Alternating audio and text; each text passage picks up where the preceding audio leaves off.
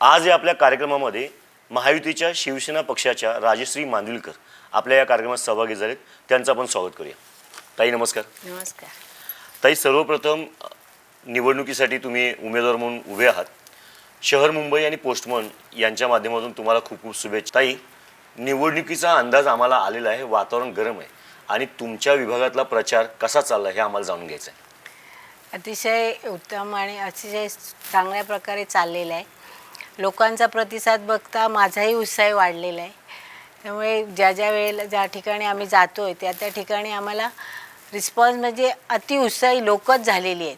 लोकांना असं वाटतंय की ताई आले आणि आमच्या ज्या काय समस्या असतील त्या नक्कीच सॉल्व्ह होतील. लाडक्या बहिणीला आम्ही नक्कीच धनुष्यबाणावरच आम्ही हे करू असं स्वतःहून सांगतायत. ताई, लाडक्या बहिणीचा विषय म्हणून तुम्हाला सांगतो, आज तुम्हीच एक लाडकी बहीण आम्ही म्हणायला हरकत नाही.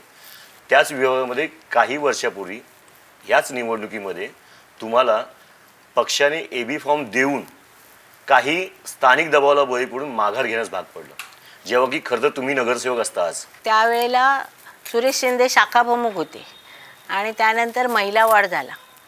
आमच्या महिला वाढ झाल्यामुळे एक झुंबरताई म्हणून आमची त्यावेळेची शाखा प्रमुख होती जुनी, म्हणजे महिला आघाडी तीच सांभाळायची. परंतु तिला असं अनाडी साबित करून आणि कुठेतरी वेगळ्या मार्गाने की सुरेश शिंदेंच्या मिसेसला देण्यात आली. त्यावेळेला मी राजकीय माझा प्रवास तिथून सुरुवात झाला की आपण त्या मैत्री म्हणून आपण त्यांच्याबरोबर गेलो. त्या वॉर्डमध्ये त्या सुचिता शिंदेंची ओळख करून दिली, तिला तिची ओळख करून दिली, तिचं इलेक्शन पूर्णपणे हे करून तिला निवडून आणली. आणि 2017 तोपर्यंत मी कामच करत होते. जवळजवळ 10-15 वर्ष मी शाखा प्रमुख म्हणून काम केलं. आणि त्यानंतर 2017ची निवडणूक आली. 2017ची निवडणुकीला मला त्यावेळेला आपले आमदार अशोकदादा पाटील होते, त्यांनी मला हे करून 2017ची AB फॉर्म दिला.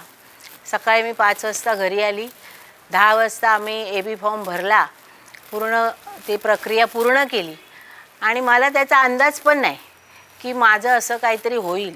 मी विभागामध्ये गेली, विभागामध्ये मला पूर्ण इतका प्रतिसाद होता की लोकांनी मला त्या दिवशी सत्कारच करायला लागले की नाही, बरं वाटलं आम्हाला. आणि मी त्या ह्याच्यातच होती, म्हणजे मी आता उद्यापासून माझा प्रचार सुरू होईल आणि संपूर्ण साहित्य आणून ठेवलं. मला वाटतं 56 वर्षाच्या पक्षामध्ये पहिली केस अशी असेल की मला सांगितलं पण गेलं नाही आणि माझे ते तिकीट दुसऱ्या व्यक्तीला देण्यात आलं. आणि ते म्हणजे आताच्या प्रेझेंट ह्याच्यामध्ये दीपाली गोसावी. तरीसुद्धा मी गेली 35 वर्ष आज राजकीय ह्याच्यात काम करत आली. अपक्ष लढायला सांगितलं, मी लढली नाही. का तर पक्षाचं नुकसान होईल आणि ते आपल्याला करायचं नव्हतं, कारण शेवटी मी बाळासाहेबांची सैनिक होती. त्यामुळे तो प्रवास माझा तसाच चालू राहिला.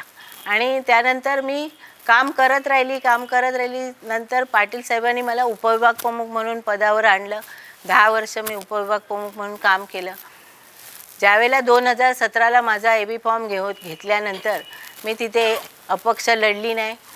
परत माझा प्रवास चालू झाला आणि त्यानंतर त्या विभागामध्ये शिवसेनेचाच नगरसेवक निवडून येतो.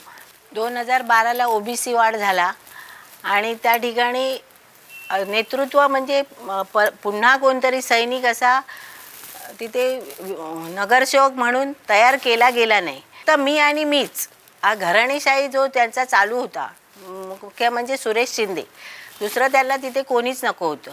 तिथे बरेचसे असे इच्छुक उमेदवार म्हणून OBCची इंटरव्ह्यू पण झाली आणि तरीसुद्धा त्यांनी बाहेरून आणला नगरसेवकसाठी रमेश कोरगावकर. बाहेरून आणला गेला. त्याच्यानंतर त्यांनी पूर्ण आपलं स्वतः विकत घेतला. म्हणजे त्यांना तसं घ्यायची इकडे गरज नव्हती. आज अशी परिस्थिती आहे की तिथे कुठलं नेतृत्वच नाही, असं की कुठेतरी दुसरा उमेदवार तयार केलाच नाही. आजही 75 वर्ष त्या व्यक्तीला झालेली असताना त्यांनी स्वतःसाठी घेतलं. दुसरा कुठलाही त्यांनी तिथे बघितलं नाही की कोणाला देऊ शकतो, कारण इच्छा असावी लागते, मलाच पाहिजे सगळं ह्या उद्देशाने त्यांनी तिथे कोणाला तयार केलंच नाही. ताई, 113, 109 असे वेगवेगळे विभाग आपल्या शिवसेनेचे गड आहेत. तुम्ही मगाशी तुमच्या बोलण्यातून एक उल्लेख केला, जो आज 109 वॉर्ड आहे. या वॉर्डमध्ये सहज कुणीही शिवसेनेचा किंवा जुन्या शिवसेनेचा कुणी कॅन्डिडेट उभा केला असता तो निवडून आला असता. पण आत्ताचं चित्र जे तुम्हाला दिसतंय त्याचा जर संदर्भ घेतला तर खरंच ज्यांनी तुमच्यासाठी खड्डा खांदला होता त्या निवडणुकीमध्ये आज उभे असताना त्यांना तो विजय इतका सोपा आहे. मला शिंदे साहेबांनी सांगितलं तुला लढायचं आहे, पण तुम्हाला लढताना मला हे माहीत नव्हतं की मला 109 मिळेल. मी 113ची मागणी केली आणि त्या ठिकाणी नियतीने तिथे 113 OBC वॉर्ड केला आणि मला परत हा 109 मिळाला. म्हणजे मी तिथे माझी सुरुवात केली त्या ठिकाणीच मला परत यावं लागलं आणि मला असं वाटत होतं कोण आता माझ्यासमोर उभा असणार. तर मला नियतीने मला असं वाटतंय की माझ्यासमोर दिलेली व्यक्ती आहे तीच मला पाहिजे होती आणि माझी लढत त्यांच्याशीच असणार आता. आणि आता ती तेवढी त्यांना सोपी नाही आहे, कारण मला आता माझा विजय दिसतोय, कारण मी बघते की त्या दोघांमध्येच वाद चालू आहे. आणि लोक सगळे असं म्हणत आहेत की ज्या वेळेला 2017ला तुम्ही नगरसेवक व्हायला पाहिजे होते. ताई, आपण वॉर्ड क्रमांक 109 मध्ये पोस्टमनच्या माध्यमातून विविध प्रश्न जाणून घेण्याचा प्रयत्न केला. त्यातीलच काही प्रश्न जे तुम्हाला सांगण्याचा आम्ही प्रयत्न करू. त्यांचे निरोप आहेत, निरोप वजा सूचना. आपल्या विभागामध्ये प्रामुख्याने नशा, वेगवेगळ्या प्रकारच्या नशा अंमली पदार्थाचं सेवन केलं जातं. दारू, सिगारेट, गुटखे हे तर आहेतच आणि ह्याच्यातून विविध प्रश्न उभे राहत आहेत. तरुणांमध्ये हाणामाऱ्या होणं, खून पडणं, इतक्या वाईट पद्धतीने गोष्टी घडत आहेत. तर याला राजकीय पाठबळ आहे किंवा राजकीय वरदहस्त आहे, जो स्थानिक असेल, बाहेरचा असेल, किंवा प्रशासनाची कमजोरी?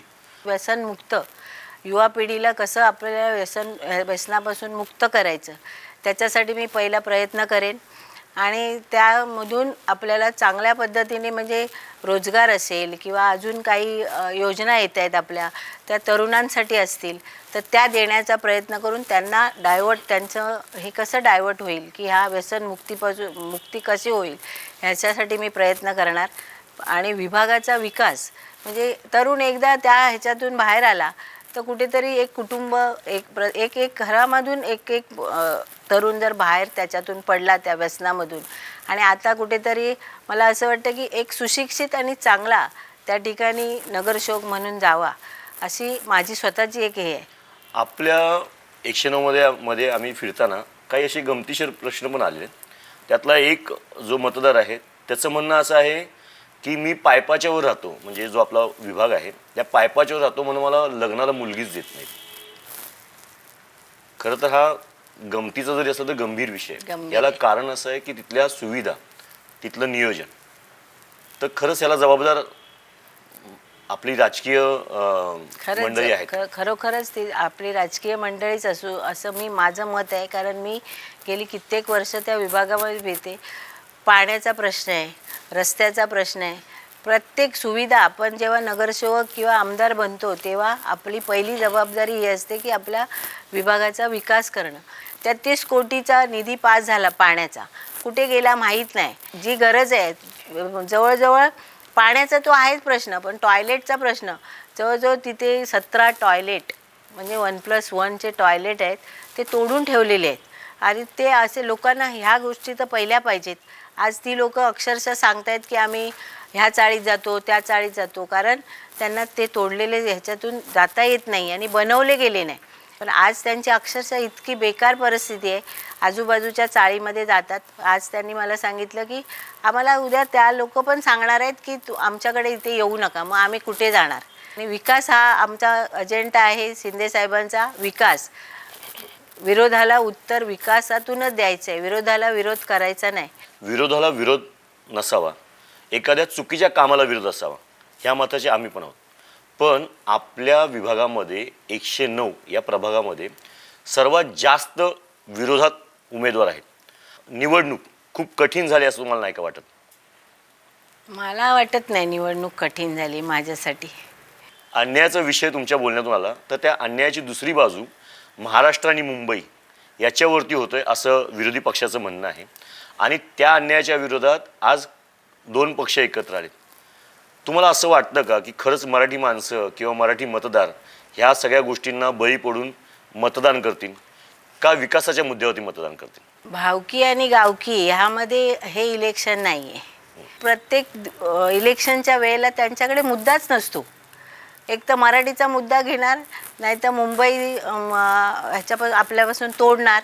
ह्याच्या पलीकडे त्यांच्याकडे मुद्देच नाही. पण आज तुम्हाला सांगते, या 3 वर्षामध्ये मी भांडूपमध्ये 9,000 शिलाई मशीन, घरघंटी अशा यंत्रणा आपण महिलांना दिलेल्या आहेत.